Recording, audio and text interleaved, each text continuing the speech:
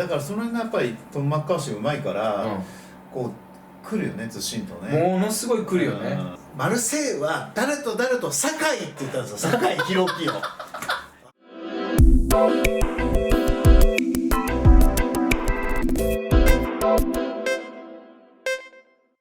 シネマサロン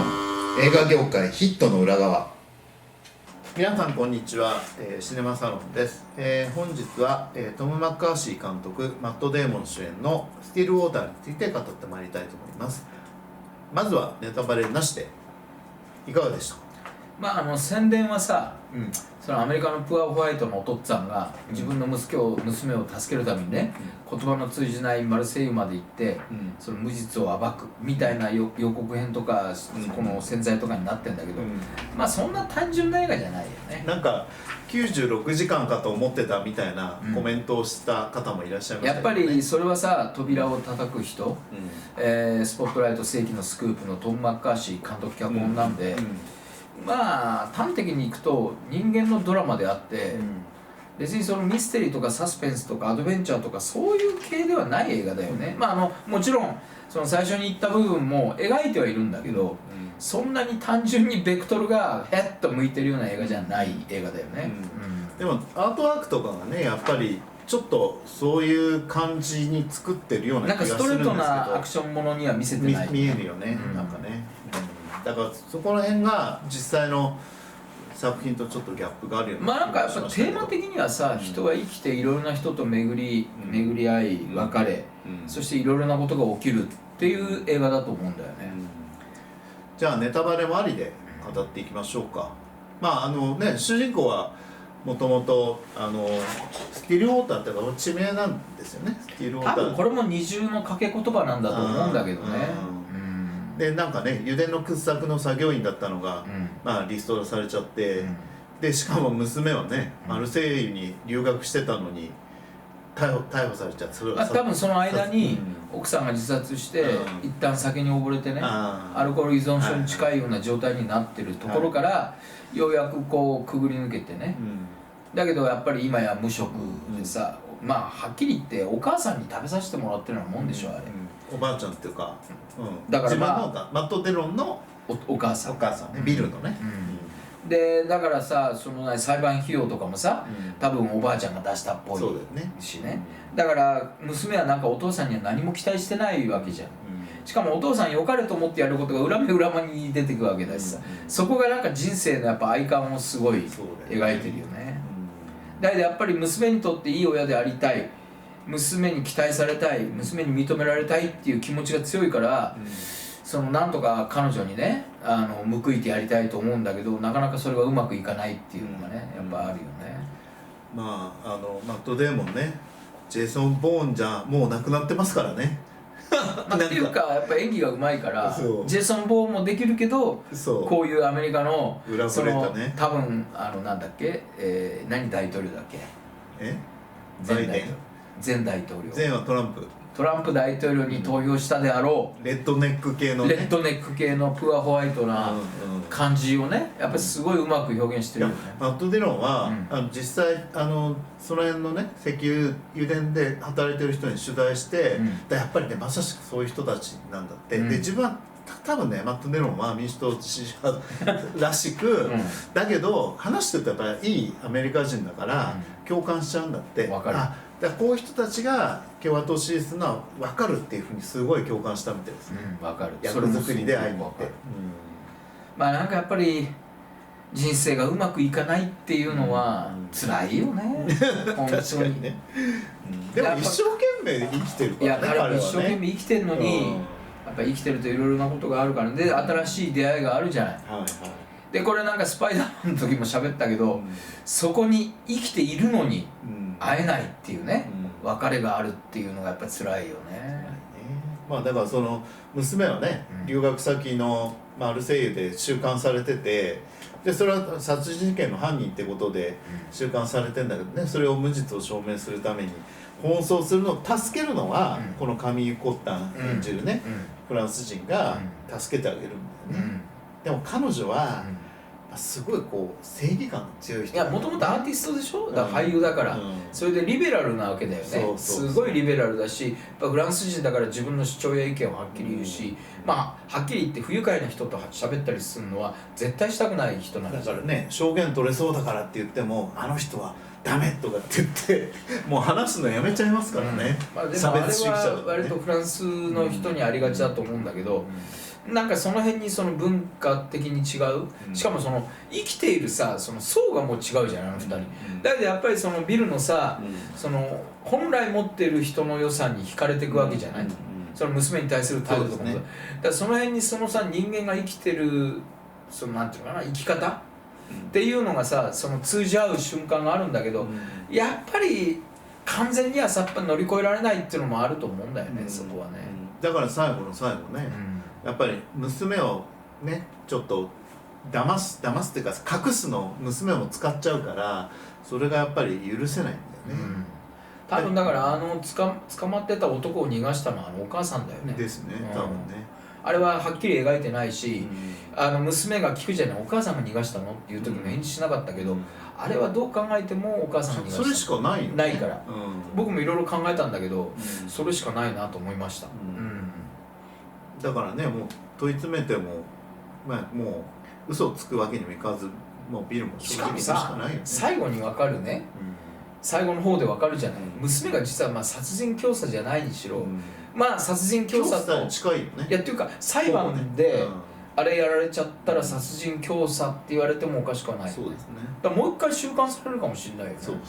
だからそこもちょっと曖昧にしかわからないから、あんなにアメリカ帰ってパレードみたいなことされてるけど、また収監される可能性もある。かまあ一応教唆はもう5年で収監されてたから、いやチャラシにはなんない。なんない。殺人教唆はもう一回裁判だよね。いやだから彼が捕まって、いや実はね彼女に、彼女をいなくしてくれっていう、その中にフランス語的な語感が、彼女をいなくしろっていうのが、よくほらマフィアのボスが「俺はあいつの顔はもう二度と見たくないな」「はっ分かりました」って殺してくるじゃない。それと同じだって言われちゃえばそれまでだよね。だから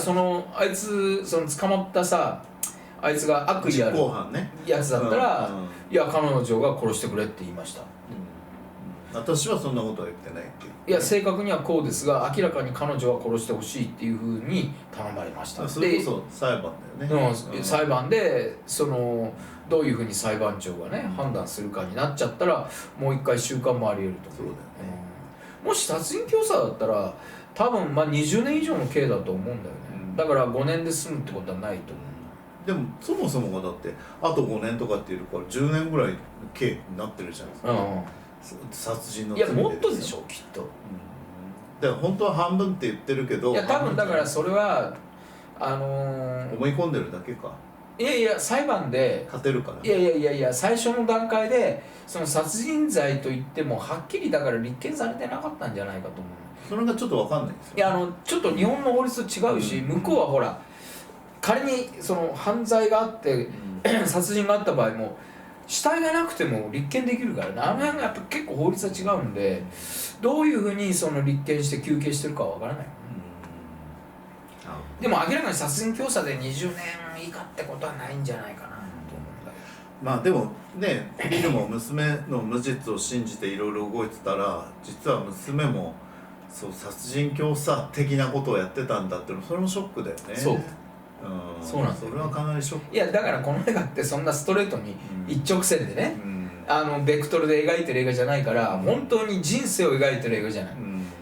でこの2時間何分の間にさ、何分だっけ、2時間何分の間にさ、そういう人生のいろいろなものを詰め込んで、そのメインにそういう殺人事件で捕まってる娘を何とかしようとする父親っていうのが真ん中にあるけれど、彼を取り巻く人生の全てを描こうとしてるから、ここがやっぱり見事な映画だよね。だから今のねフランスのちょっと差別的な環境とかもあるし、アメリカとヨーロッパっていう違いもあるし、親子もあるし、おっしゃったようにすごくいろんなところがあるよね。でこれをさ、いろんなものを取り込みすぎって考える人もいるかもわかんないけど、もともと別にこの映画はそれに回答しようっていうことじゃなくて、人間が生きていろいろあって、一回挫折したりいろんなことがあって、それでもやっぱり人生は続いていくんだよってことを描いてる映画なんで、まあ取り込みすぎっていうふうに言われたらそうかもしれないけど、でも別にそれはきちんとやっぱり積んで描いてると思うんだよね、折って畳んで。だからその点でやっぱり監督脚本の手腕は見事な映画だったなと思うんだよね。しかも見終わってさ、そんな96時間みたいにね、娘の無実を信じてただひた走る父親を描いてる映画じゃないってことは誰が見ても分かるからね。まあツッコミどころではないんですけど、その個人的には、ビルがね、娘をこう黙ってって言って使っちゃったことで、まあ神湯コッタンは許せないわけじゃないですか、そこはやっぱり許せないのかな。まあ、彼女の生き方としては許してはいけないってことなんだと思うんだよね。でも一回はじゃあ許すわってなんないのかな。でもそれを許すと次も許すことになっちゃうから、これだけは許せないっていうのを超えちゃったってこと、彼は地雷を踏んでしまったんだよね。悲しいね、それはね。しかも彼が自分で地雷を踏んだことが分かってるから、彼も彼のプライドとして二度と会いに行けない。許してくれとかそういうこと言ってないもんね、もう自分がそれだけのことをした、彼女のことも分かってたんだよね。そうだから彼女のことを愛してもいるし、リスペクトもしてるわけだよね。最初はだからこのフランス女ね、でも協力してもらえるからなんとか繋いどこうぐらいに思ってたのが、やっぱり2人一緒にやっぱ生きていくと、彼女のやっぱり人生に対する真摯さっていうのを彼女はすごいリスペクトして、それで愛し始めるわけじゃない。もちろん自分に協力してくれるそのなんていうの、強胆な力に対しても惚れたんだと思うんだけどね。でそんな彼女をリスペクトして愛してるのに、彼女が最も大事にしてる絶対に踏み越えてはいけない地雷を彼が踏んでしまったっていうのは彼もよく分かってんだよ。分かってんだよね。まあでもそれはちょっと悲しいですよね。だから彼はさ、究極的にさ、自分の娘を取るか、愛してる人の可愛いね、娘を取るかってことになっちゃった時に、自分の娘を取るためにこっちの娘を捨ててしまったんだよね。これがやっぱり自分でも絶対やっちゃいけないことだって分かってる。だからその彼女にね、非難された時にも絶対に自分で分かってるわけよ。受け入れてるよね、だからね、だからもう二度と彼の方からは会えない。なるほど。絶対に踏み越えてはいけないことを彼は踏み越えてしまったってことを自分でもよく分かってるからね。だからその辺がやっぱりトム・マッカーシーうまいから、こう来るよね、ずしんとね。ものすごい来るよね。やっぱりこれは真面目に一生懸命さ、日夜頑張って生きてる人はさ、相当な共感を抱く映画だと思うんだよね。これは別にすごい得意な状況を描いた映画だけど、普遍的なそのテーマなわけよ。その毎日一生懸命自分の信じる道に向かって生きていく。人生はなかなかうまくいかないけれど、それでも巡り合って助けてくれる人やなんかのおかげで生きていける運もあるわけじゃん。それはさ、ある程度生きてる人間は誰でも絶対あることだからね。だからこれものすごい得意な状況を描いてる映画なのに、もう多分ある程度真面目に頑張って生きてる人の全ての胸を打つ映画になってると思う。だからね、出会いと別れを経験する人がほとんどじゃないですか。っていうか、出会いと別れがない、いくら閉じこもって生きてる人でもね、やっぱり両親だっているわけだから、やっぱりそれは絶対ないわけですよ。そうすると自分の出会いと別れとかに重ねちゃって、どっかで刺さるよね、絶対に。これはだからトム・マッカーシーがさ、そのブレイクしたね、扉を叩く人とテーマは基本的に同じなんだよね。だから彼はやっぱり一貫してその人間が生きていって巡り合い別れ、いろいろなことがある人生っていうのを映画でずっと描いてる監督脚本家だと思うんだけど、今回も得意な状況として見せてるけれど、実はそういう普通の人が生きてる人生を描いてる映画なんだよね。キャストはね、マット・デモン筆頭にいやみんな見事。アビゲイル・ブレスリンが演じてるさ、そのなんていうの、アリスン、実はだからそのダークなね、暗闇も持って抱えて生きてる、やっぱり女性の複雑性、そのやっぱり自分が生きているさ、どこだっけあれ、現地はマルセイユ、住んでたとこから逃げてマルセイユ、だからそこでさ、いろいろあったそのお母さんのこととかお父さんのこととかさ、嫌で逃げてったわけだよね。別にどこでもよかったわけじゃん。とにかく遠ければ、でマルセイユ行ってさ、で生まれて初めてその本当に愛する、パートナーに会ったんだけど、そのパートナーと暮らしてるのが本当に嫌でさ、でも彼女のことが忘れられず愛していて、今でも好きなのが最も嫌だっていうのはセリフを言うけどさ、もうあの辺がものすごいやっぱりリアリティがあるよね。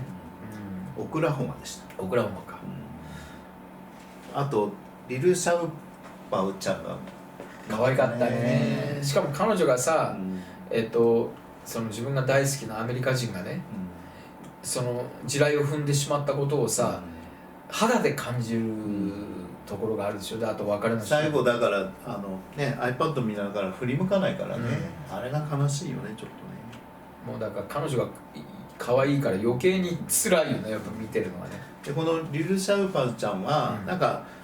舞台とかダンスやってたらしいんですけど、なんかオーディションでもうこの子だって素晴らしい、素晴らしい子役だった。マット・デーモンがまたね見終わった後になんかおばさま方が「マット・デーモンも老けたわね」って言って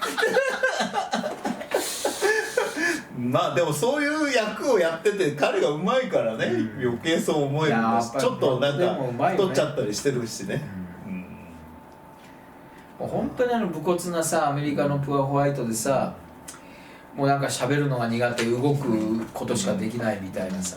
じゃあ宣伝っていうかタイトル、俺スティール・ウォーターは俺ちょっと違うんじゃないかと思うんですけど、難しいね。俺でこれはもちろんね引っかかってる、要は最後にこうね解き明かせる謎ではあるんだけど、現代もスティール・ウォーターなんですけど、俺現代もスティール・ウォーターじゃない方がいいんじゃないかなと。要するにさ、この人生丸ごと描いてる映画って、どっかにこう焦点を当てにくいので、タイトルつけにくいんだよね。わかる。じゃあ佐藤さんどういう？私はだからやっぱりでも8割方舞台マルセイユなんで、マルセイユをつけたいなと思ったんですよ。僕がやるとしたらね、人生はスティール・ウォーター。ああなるほどね。それの方があれか、ちょっと安直ですけどマルセイユの運命とかね、なんかそれ見るだけどだから言われると思ったんでその次の2番目がね、娘とマルセイユコメディじゃん。いや女と女と犬の中でちょっとコメディじゃん。そうだからちょっとなるんだけど、でもほらアートワークによってちょっと違うじゃないですか。ちょっとないんですよ、ないんですけど、割とね僕やるとしたら人生はスティール・ウォーターだと思う。人生はマルセイユじゃないんですもんね。だってマルセイユじゃないもんね。だけどスティール・ウォーターでこのアートワークだとちょっと違うものを想起しすぎちゃって。スティール・ウォーターってさ、もちろん地名なんだけど、まだ水の中ってことでしょこれ、要は。だから人生はスティール・ウォーターでいいんじゃないか。人生はスティール・ウォーターにしてもうちょっとこうなんかドラマっぽい感じにした方がいいんじゃないかな。ただ人生はスティール・ウォーターにするとさ、そこが割れちゃうから、あんまりいいタイトルじゃないと思うんだよ。でもね、多分つけるとすると、もう人生はスティール・ウォーターしかないと思うんだよね。マルセイユのアメリカ人ないね。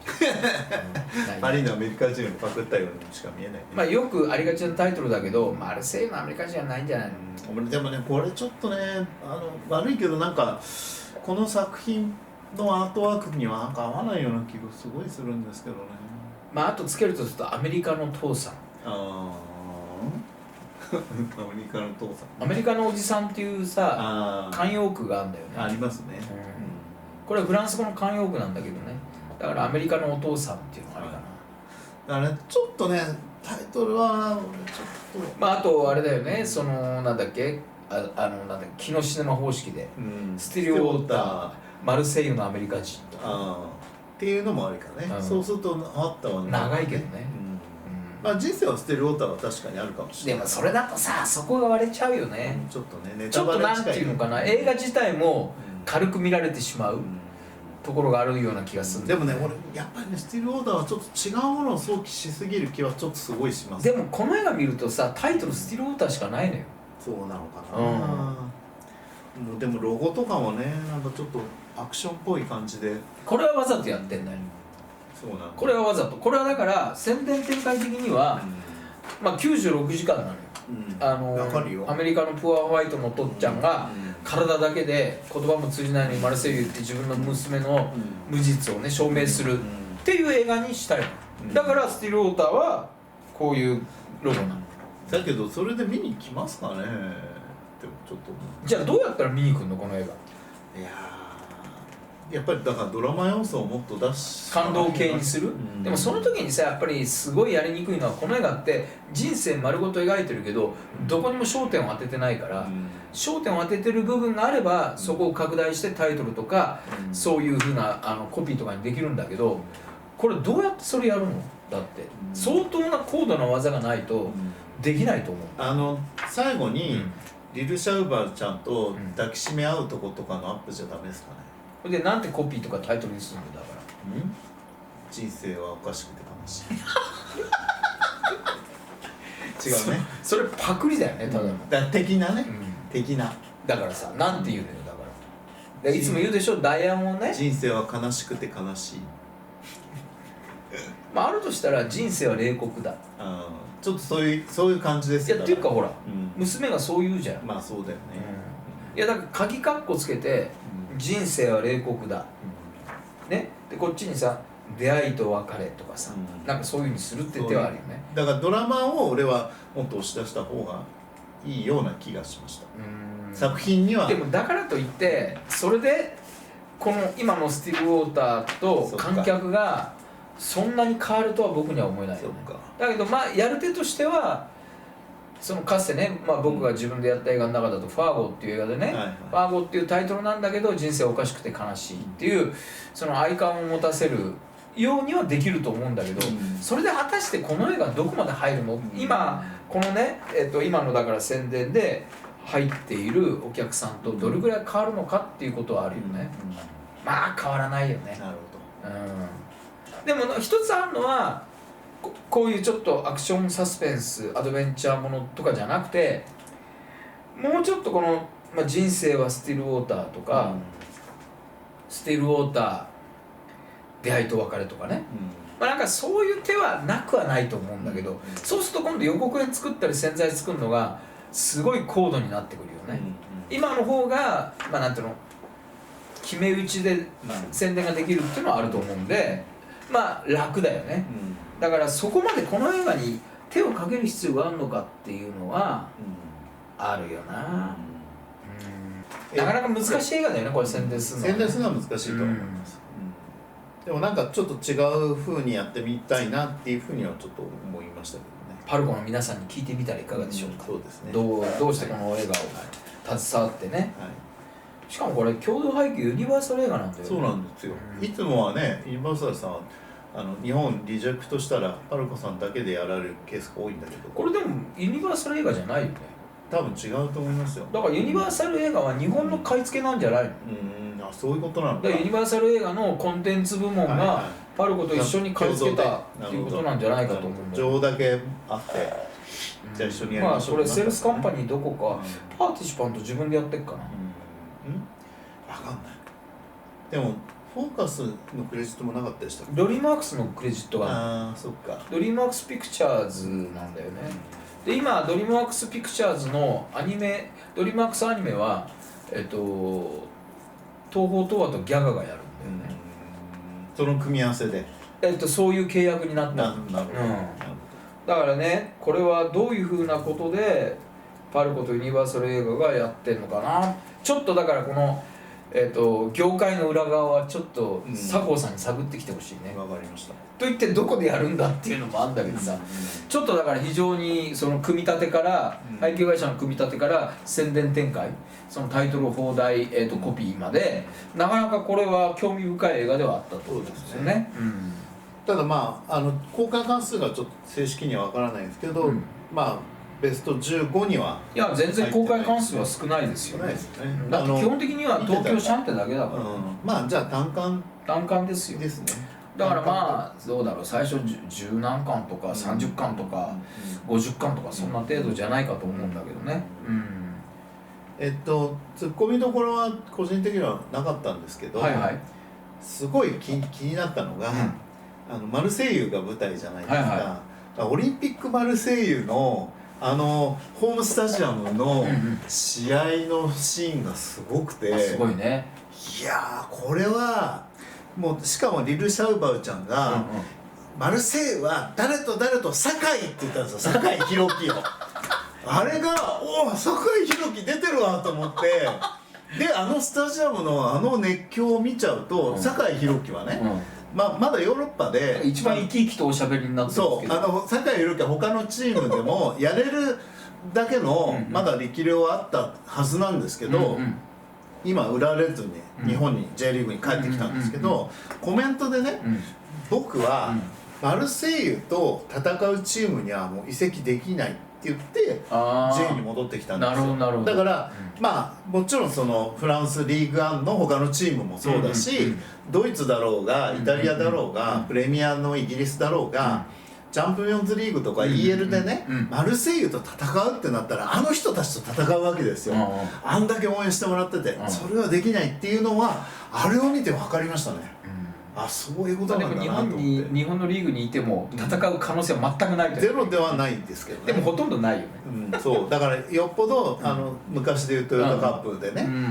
日本アジアの代表になって向こうもマルセイユが勝ち上がってこない、チャンピオンズリーグで優勝しないと出てこないから、それはないんですよ。っていうか両方勝ち上がるっていうのはなかなか可能性としてはもう本当にないよね。